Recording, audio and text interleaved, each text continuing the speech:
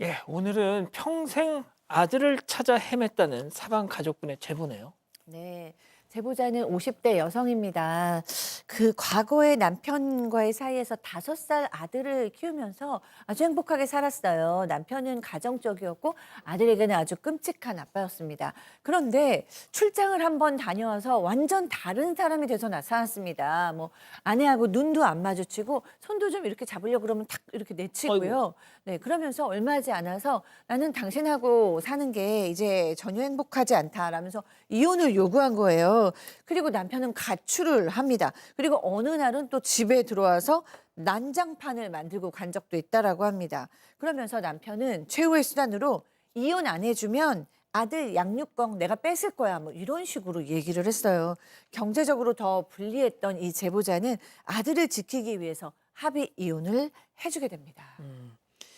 너랑 사는 게 행복하지 않아 갑자기 이혼을 요구하더니 아들 내가 데려간다 너 이혼 안 해주면 어쩔 수 없이 아들을 내가 키우기 위해서 합의 이혼을 선택했습니다.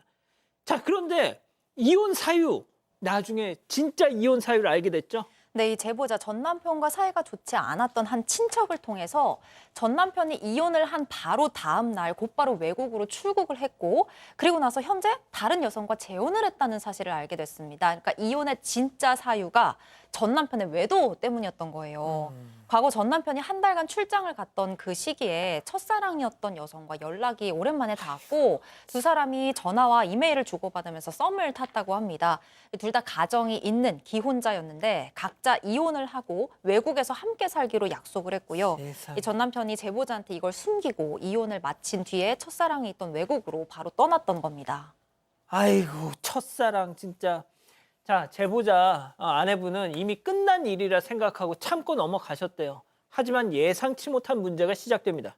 얘기 들어보시죠. 이 양육권 때문에 제가 이혼을 했잖아요. 근데 보낼 수밖에 없었던 이유가 아이가 어느 날 갑자기 증상이 오기 시작했어요.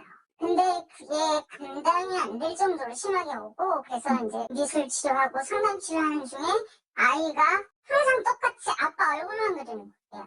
그래서 제가 어느 날 물어봤어요. 아빠한테 가서 살고 싶니? 그렇다고 얘기를 하더라고요. 아, 아빠가 더 좋다. 10살이잖아요. 아빠의 좋은 모습만 기억하고 있었고 계속적으로 아빠를 찾았다고 해요. 아빠를 찾다가 결국은 좀 소아 우울증 같은 거, 또 발달 장애를 겪었다고 아이고야. 합니다. 암만 이제 잘 보려고 하더라도 문제가 생길 수밖에 없는 상황이고 또 아빠를 좀 만나게 해주겠다 얘기를 했던 것 같아요. 아빠가 있으면 좋겠다. 외국에 가고 싶다. 계속 그렇게 얘기하니까 결국 전 남편한테 보내야 되겠다. 다만 언제든지 아들을 만나게 해주겠다. 또 외국에서 교육받는 게 도움이 될 것이다. 라고 이제 전 남편이 설득을 했다고 합니다. 아, 아들 나한테 보내라. 어. 언제든지 보게 해줄게. 교육 잘 할 수 있다. 그래서 결국은 5년 만에 이 아들을 전 남편한테 보내게 됩니다. 자, 그런데 지금부터가 시작입니다. 아들 언제든 만나게 해줄게. 얘 교육을 위해서라도 외국 생활하는 게 좋잖아 해서 보내줬어요. 자, 그런데 연락 뚝. 네, 일주일 만에 연락처를 바꾸고요. 연락을 딱 끊어버린 거예요. 연락을 할 방법이 없어진 겁니다. 제보자가 당연히 놀랐죠. 그래서 이제 전 시댁을 찾아갔어요. 그랬더니 문도 안 열어주고요. 경찰에 신고해서 경찰만 왔습니다.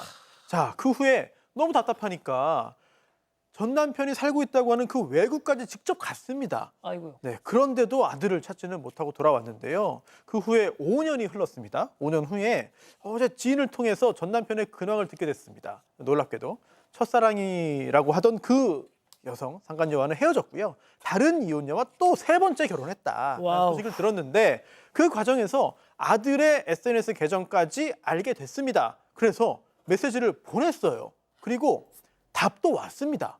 아들로부터 엄마 맞냐 이런 답장이 왔는데요. 그런데 그 후에 갑자기 이 아들의 SNS 계정 자체가 없어진 겁니다. 제보자 입장에서 의심할 수밖에 없죠. 전 남편이 이 사실을 알게 된 다음에 아들의 SNS 계정을 아예 없앤 거 아니냐, 삭제한 거 아니냐 이런 의심을 했습니다. 자, 그래도 이 제보자 아내분은 엄마는 끈질긴 노력 끝에 20년 만에 성인이 된 아들과 재회를 합니다. 맞습니다. 3년 전에 아들 지인을 알게 됐고 통해서 아들하고 연락이 됐다고 합니다. 다음 달에 한국에 들어가니까 만나자고 연락이 왔다고 하고 정말 기대하면서 20년 만에 공항에서 아들을 만나게 됐는데 네. 놀랍게도 만났는데 어. 약간 차가운 느낌이 들었다고 해요. 아들이요? 아들한테. 그래서 뭔가 좀 이상하다 생각이 들었는데 전 남편한테 연락이 와서 그 아들하고 있지 말고 할머니한테 빨리 보내주라라고 얘기를 했다고 자기 해요. 엄마. 예, 그래서 전 시댁에 보내주면서 아들한테 얘기를 좀 했다고 합니다. 미안하다라고 얘기하니까 아들이 하는 말이 그거예요. 곁에 있어주지 미안하다고 얘기를 하니까 예. 자기도 너무 20년간 힘들었다. 그 얘기는 좀 하지 말자라고 얘기하면서 연락처만 주고받고 그냥 헤어졌다고 합니다. 아, 엄마 20년 동안 나도 많이 힘들었어. 옛날 얘기는 말자. 딱 철벽을. 자, 그리고 최근에 제보자 이 엄마 아들의 결혼 소식을 듣게 되셨대요. 기쁘죠? 자, 그런데 곧 실망으로 바뀝니다. 얘기 들어보시죠.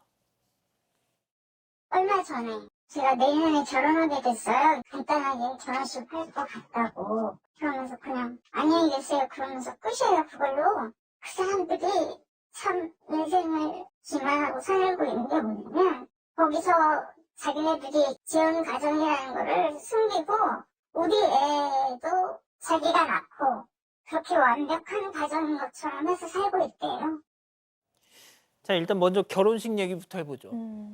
결혼식을 하게 됐다고 아들이 소식을 전해왔는데 언제 어디서 결혼을 하는지는 알려주지를 않는 겁니다. 제보자가 나도 결혼식에 가면 안 되겠냐라고 물으니까 이 아들은 당황을 하면서 아버지가 반대를 한다는 얘기를 해요. 알고 보니까 이 전 남편이 아들에게 친엄마는 절대 오면 안 된다. 널 키워준 새엄마에게 미안하지도 않냐면서 강하게 좀 막아섰다고 합니다.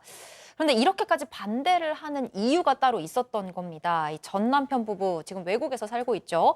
각자의 재혼 사실을 숨기고 초혼인 척 살고 있었고 제보자의 아들도 마치 두 사람 사이에서 태어난 친자식인 것처럼 꾸며왔다고 합니다. 거짓말을 한 사실이 들통날까 봐 제보자를 초대하지 못하게 했던 게 아닐까 싶은데요. 이 제보자는 아들이 나를 멀리하는 것까지는 이해를 한다. 하지만 이 상황을 이렇게 만든 그 남편만은 도저히 용서를 할 수가 없다. 이런 말을 전했습니다. 자, 손 변호사님. 네, 사실 전 남편이 연락처 바꾸지 않고 수술 교류만 있었어도 이렇게까지는 되지 않았을 텐데 결국 제보자 입장에서는 시간을 참 되돌리고 싶은 그런 후회스러운 결정이 아닐까라는 생각이 들어서 저도 마음이 굉장히 좀 무겁고요. 만약에 미성년 상태였다면은 국내에 있었다면 여러 가지 조치를 취해가지고 다시 찾아오거나 이렇게 할 수 있었을 테지만 이미 시간도 많이 지났고 당시 외국이었기 때문에 그런 조치를 취하지 못하고 시간만 간 굉장히 안타까운 상황이라고 볼 수 있겠습니다.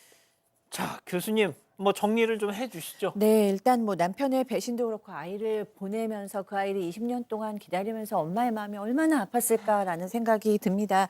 저는 이 아들이 이 철벽을 치는 게 정말 엄마가 밉거나 무시해서는 아닐 것 같아요. 이 아이가 외국에서 이방인으로 살면서 생존을 위해서 아빠한테 아빠 말을 들을 수밖에 없고 또 엄마를 그리워하지만 아빠로부터 버림받았던 아이잖아요. 그렇기 때문에 거기서 버림받지 않고 잘 살기 위해서 최선의 노력을 했고 그러면서 또 엄마에 대한 생각도 시간이 지나면서 또 아빠의 시각으로 영향을 받았을 것이고요. 엄마를 그리워하지만 표현 못했을 거라고 생각합니다. 그래서 먼저 수소문을 해서 연락이 왔잖아요. 그리고 이제 저는 이 어머니께서 너무나 속상하겠지만 지금 끝도 아니라고 생각합니다. 왜냐하면 자식들은 이게 끝이 아니고 결국에는 진실을 알고 싶어 하거든요. 맞아요. 우리 엄마는 어떻게 지냈을까? 나에 대한 마음이 어땠을까? 곧 그것을 결혼하고 나서 아빠가 된 후에는 반드시 알고 싶은 날이 올 것이라고 생각합니다. 제보하실 게 있다면 사건 반장.